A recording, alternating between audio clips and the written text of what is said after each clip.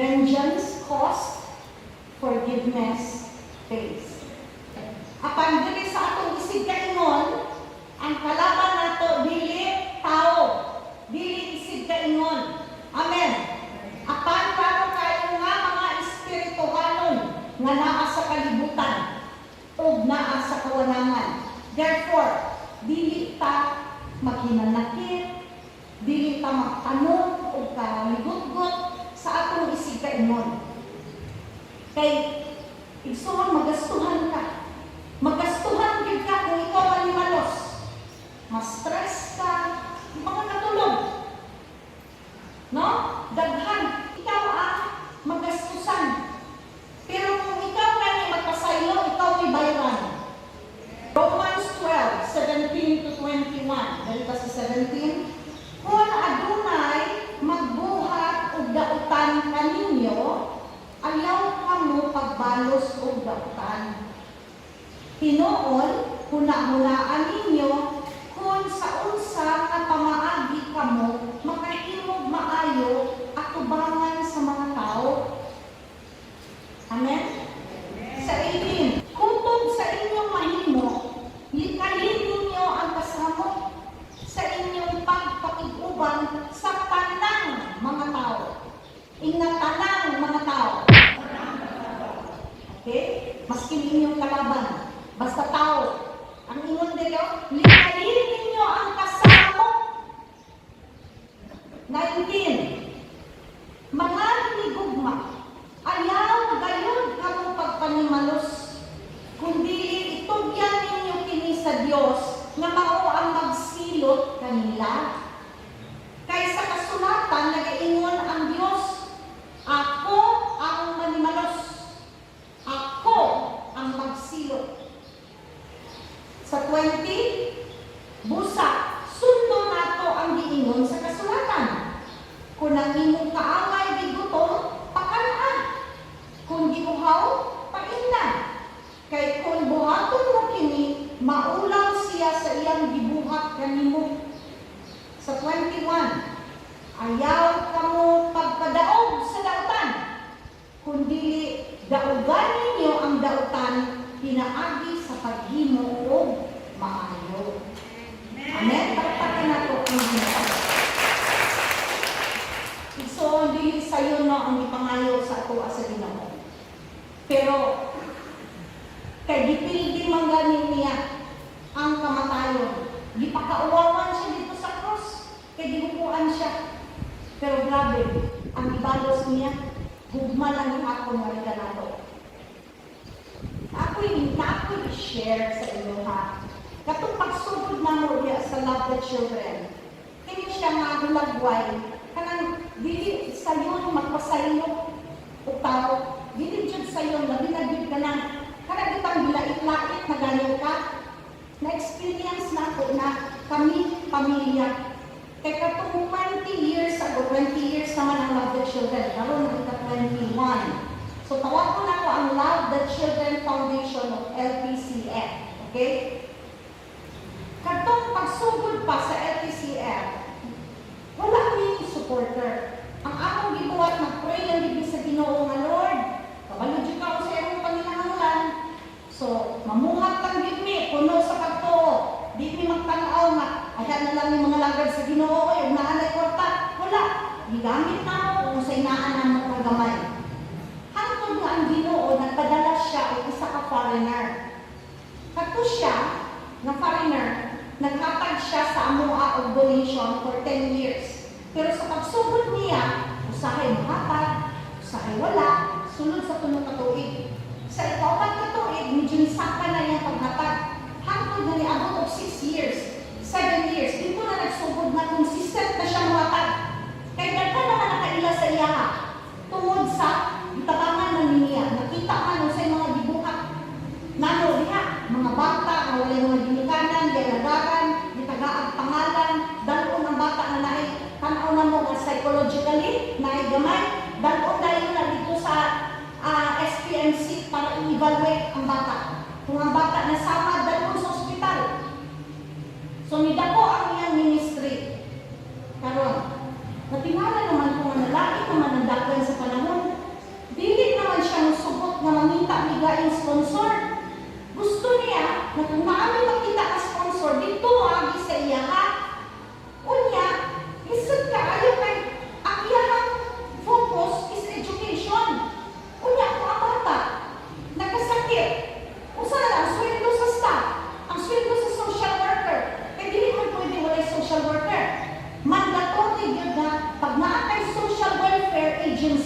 naadyo kay social worker. So wala ko sweldo. Usay na, usay wala. Naglisod ko. Hanggang na ako siyang giingnan. Na mangita ni o sponsor ko na mo.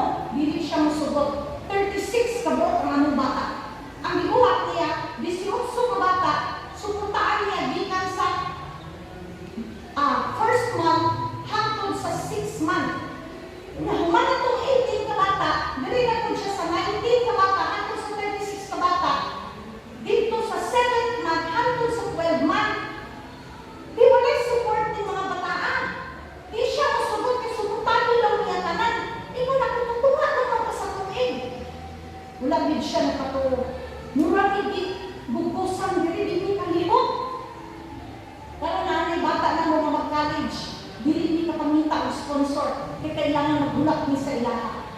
Hangtod nga, di na ako siya, isod na tayo mag-ingon anita. Kaya yun siya, 15% wala akong ginakuha sa ako mga ginahatag sa inyo ha.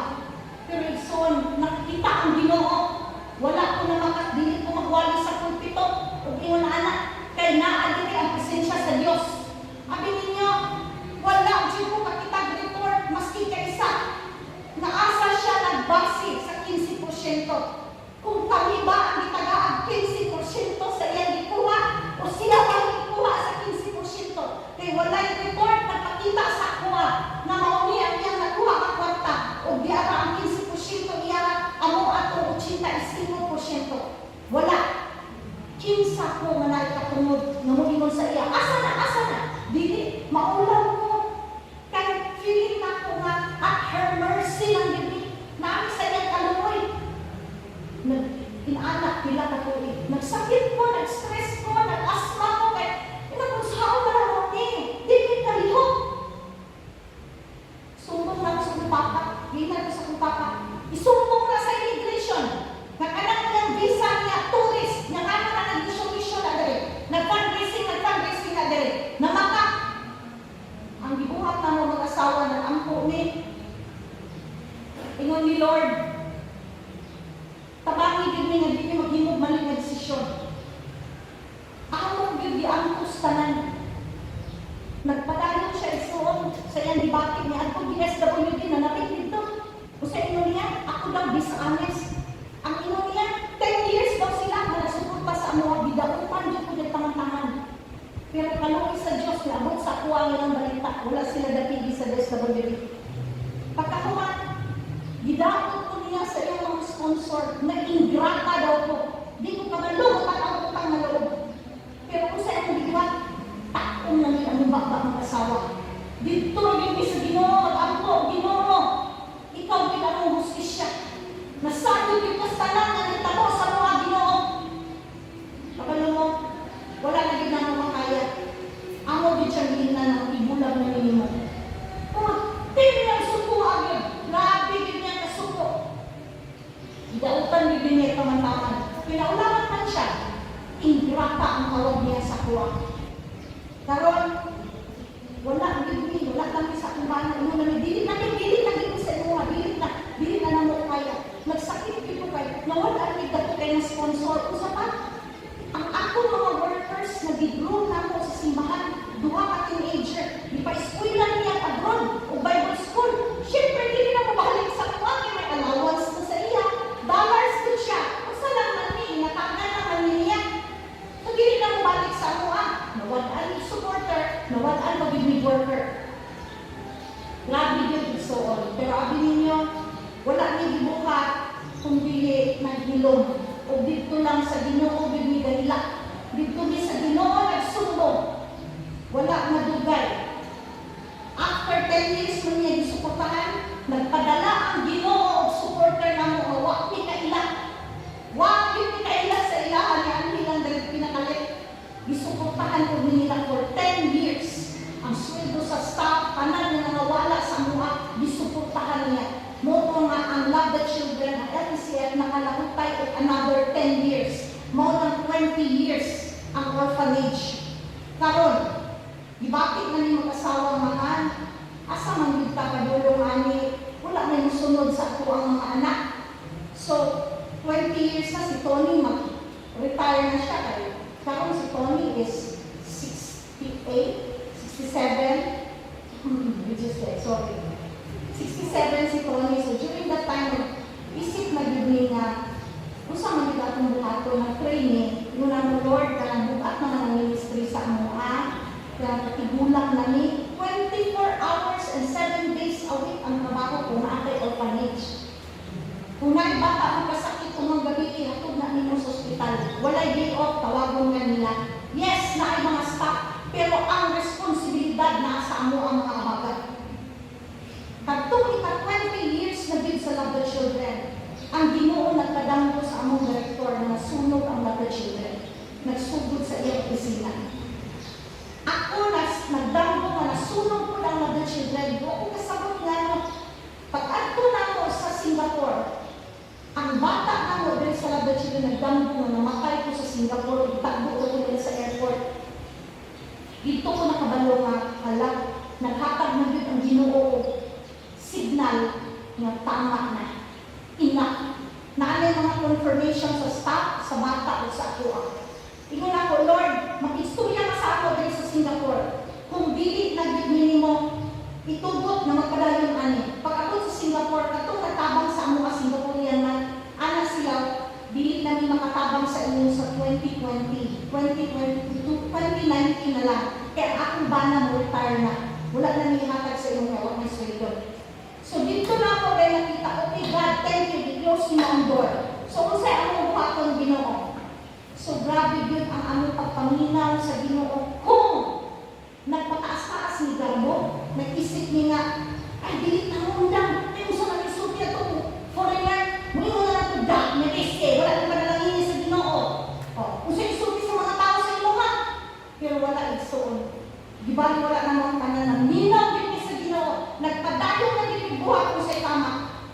Kung siguro nagpadayon din nagpagayagayag ng ulo, nanimalos ni sa iya ha, ni Anto Jukog DSWD, suklan ko na ko siya, i-report na ko siya sa immigration, nabatakon siya, wala siya integridad, wala siya nakatag parang report sa amuha. Madaot siya, pero wala ko mahimuot ang Ginoo sa amuha.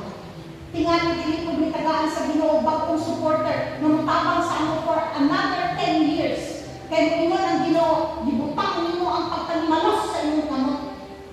So, gi-bless ni sa Ginoo, and after 10 years, gihatag sa Ginoo ang desire namin, may close ginamo ang orphanage. Kabalungon sa inyo mo, pagka 2020 nag-pandemic.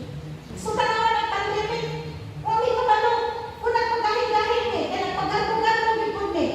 Salamat sa Diyos. Di, napahimutang eh, hallelujah. Glory to God! Palakpakan ako sa Diyos! Siya ang God of order. So, ang bilitaangay manimalos. Maski makalabot na yung maski nagsakit na kaya, na-stress ka na, kabalo na unfair na kayong bibuhat sa inyo nga. Ayaw yun pagpanimalos. Muna igsoon, kung naka sa inyo mga silingan diha, imong pahinti, imong higalang, traidoran ka, sagdi lang, dito lang sumbong sa Ginoo, ihatag sa iya ang pagpanimalos. Amen? Napagod, manunod ko, giingnan ko niya, katong kami gidunit man nila, kungaon daw nila ni, kungaon daw ni siya, kaya wala na itong gigamit, tanawa. Kung sa ginawa sa Ginoo, ipangtangan mga building, ipadako ang simbahan, ay mga building, ipangturok sa Ginoo. Kaya so, ang susi, Binom, dito ka, no, ila, dito ka, damoy mo sa Ginoo, kaya ang Ginoo ay manimalos para nimo. Amen. Dalay doon ang Diyos. Okay. Dili lang ni sa akong kinabuhi, sa among kinabuhi na akong testimony, na ako sa Bible, sa kinabuhi ni Jacob. Si Jacob, ditalakaw sa iyang mama, o iyang papa, kaya nasuko si Isaw sa iyang isuon. Kaya ikuha man niya ang panalangin ng Isaw. So, dipalayas siya sa iyang mama, nakatago dito sa haran, dito sa akong isuon. So, nitago siya dito. Pag abot dito, kita niya si Raquel na, uy, kagwapa. So, yan ipangayo ang kamot ni Raquel, Rachel sa English, ipangayo niya kay Laban. Ingon siya na, Laban, matrabaho ko sa imuhaw, ito katuig. Mga sa una ko si Rachel, Lumunta ninyo sila ibang, sige, okay, trabaho ka sa ako. Nagtrabaho din siya. Diniyos siya magtrabaho, Edson. Dili siya tinapulan. Mutika siya sa iyang oras. Wala. Trabaho din siya tanong. 7 ka tuig. Pag-abot sa 7 ka tuig, ingon siya, Laban, ako nagwaon ng kamot ni Raquel, kaya ako na siyang pamasaon. Kaya dumanan ako sa 7 ka tuig. Okay? Ingon si Laban, sige, mag-party sa ta. Na, party siya. Dako kayo kumbira. Kuman, ang iyang anak na si Leia, ang kamagwangan, iyang di suutan ng baga, kayo nga, bilog, para di makita ang naong. Kunya, sige, muna di matapad dito niya, di hubog niya tangan si Jacob. Nahubog niya tangan si Jacob. Nagdulog na silang Leia. Pagkabunta, imbis kiss na siya, kaya excited na siya sa iyong asawa. Nye, si Leia man, dili man si Raquel. Ha, isa'y bation ni Jacob. Malipay dili. Siyempre, dili. Adto siya kay Laban. Ingon siya, wala ta ka, gidaya. Gitrabahuan ako 7 ka tuig para maangkon ako, maasawa na ko imong anak. Human ingon ingon lang ko nimo, imo lang kong lukohon. Nya, mutunga, ingon siya ka. Okay, Jacob.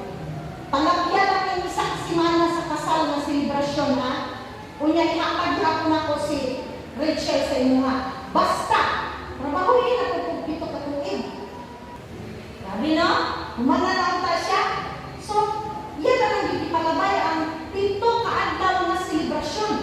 Karon, trabaho na po siya. Sabi no? Sa'yo mag-isip ka sa mga si Jacob. Ogo? O nahigugmag yun? Ang sa may kakaw ninyo? Nahigugmag yun. Grabe no? Trabahuan niya 7 ka katuig. Pag-abot sa 7 katuig. Grabe. Grabe, biglang kalipay na mga Judy ang panahon.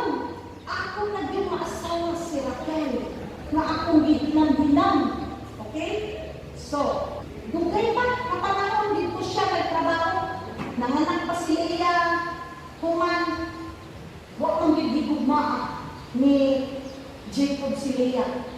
So, di pa, sarado sa Ginoo ang womb ni Raquel. Wa sa ipaanak, itagaan siya, anak ng mga lalaki, hangtod nakaanak o babae.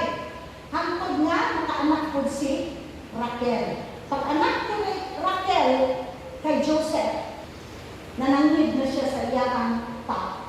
Nananghid na siya kay Laban. Na Laban, muulit na ko sa among panahon na po karoon na ako ang akong sarili, ako ang asikasuhon.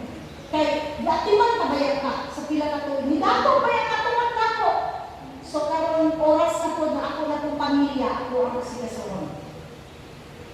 Di ba kabalo magbita na si Laban, ikasan, manipulator, bakakon. Di ba? Iyan na kong BIC. Iyan na kong ating si Jacob. Jacob, kung saan gusto niyo bayad na ako sa inyo, ha? Kaya ayaw naglakaw mo, wala dyan yung suhol niyo. Bayaran na ka. Si Jacob yun. Sige, magtrabaho ako. Pero ano na lang, kanan mong mga kamiro, mga kanding nimo na itong o kanang puntik-puntik o kanang naibaglis, ako lang na isibibayad nimo. Tapos ito mga solid colors na puti, imo na to para umuhawak ko dali, di jud ka makaingon na nangawat ko. Kaya ako dito mga puntik-puntik, kato mga itong. Okay, sugod si Laban. Okay, sige. Karon, ang tikasan na Laban, tulungan na ang biyahe, ikan nila Laban dito sa balay ni Jacob. Nabalo mo, sinikuhan ni Laban, itago niya tanan ang mga puntik-puntik, ang mga bagisan o ang mga itong. Halaka, bali 3 days magbiyahe, itago yun niya para pag-abot ni Jacob, wala na'y mabilin. Grabe na? Karon, itaguan niya sa iyong mga tao. So, ingon si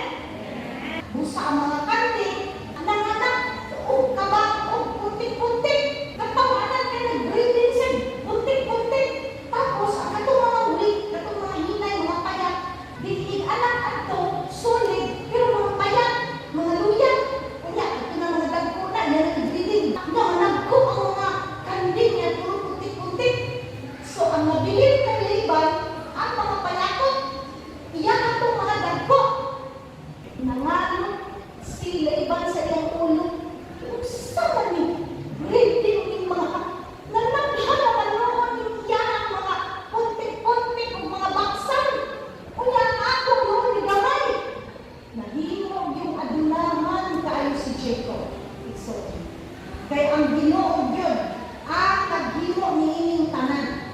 Naana ninyo sa chapter 31, verse 10. Sa panahon sa pangulag sa kahayupan, nagdanggo ako. Sa maong danggo nakita ko nga ang mga lalaking kambing nga may mga baglis-baglis, mga kabang o mga puntik-puntikon mihabal sa mga bahay.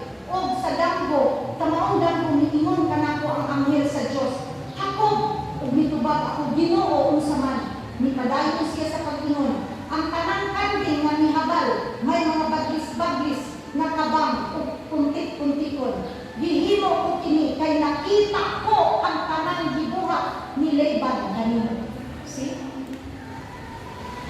Kamo, pag makita ninyo ako, nanabaho kintahin mo nun, may sakot mo. Unya, kita ninyo ng urag. Hindi mo ni tamang himos mong amo sa kuha. Sige lang, igsoon. Dito lang mo sumbong sa Ginoo. Kaya ang Ginoo ra ang prosper sa inyo ha. Tanawag sa Ginoo kay Jacob, maski nang imposible, gihimo niyang posible. Gihimo niyang kadunahan, gipadaghan niya ang mga kahayupan ni Jacob. Si Laban, gikakita niya na ang kamot sa Ginoo naagyod kang Jacob. Amen? Kay wala gyud si Jacob na nimalos. Wala gyud si Jacob nag-isip unsa na kung panimalos ha? Wala gyud. Mauna nga nabilin kay Laban ang mga ingon-ani, ang mga pure, pero gamay lang. O di na nato patason ang istorya. Nilakaw gyud si Jacob kauban ang iyang pamilya na dato pa siya kaysa kay Laban. Nashe camels, goats, and sheep. The Lord blessed him because he was honest. Amen? Honest siya sa iyang trabaho. Wala siya nag-complain, dili siya nag-yaw-yaw, sige, reklamo. Kaya dili na gusto sa Ginoo so.